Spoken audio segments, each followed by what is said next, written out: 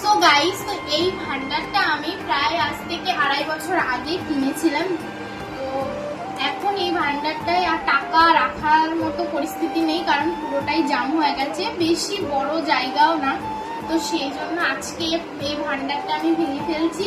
তো চলো দেখা যাক এই ভান্ডারের মধ্যে কতগুলো টাকা হয়েছে। তো আমি এটা এখানে কোনো জায়গায় ভাঙবো না, কারণ একটু মায়া পড়ে গেছে। তো আমি এই জায়গাটাই ভাঙছি, চলো দেখতে থাকো।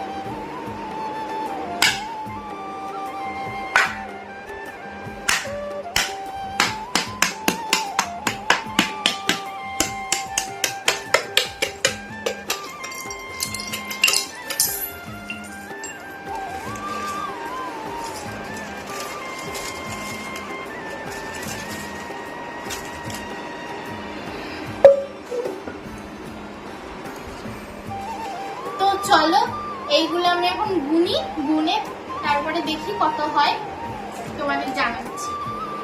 সো বন্ধুরা, আমি এখন টাকা গোনা হয়ে গেছে, অবশ্যই তোমাদের জানাচ্ছি। তার আগে এই যে ছোট্ট এই মনাটার মধ্যে এতগুলো টাকা হবে আমি ভাবতে পারিনি।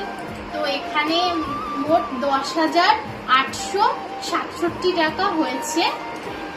তো আমি ভাবতে পারিনি যে এতগুলো টাকা এইটুকু মনার মধ্যে আর কি, যে ভান্ডারটার মধ্যে আর কি জমবে। তো এই হয়েছে আমাদের টাকা।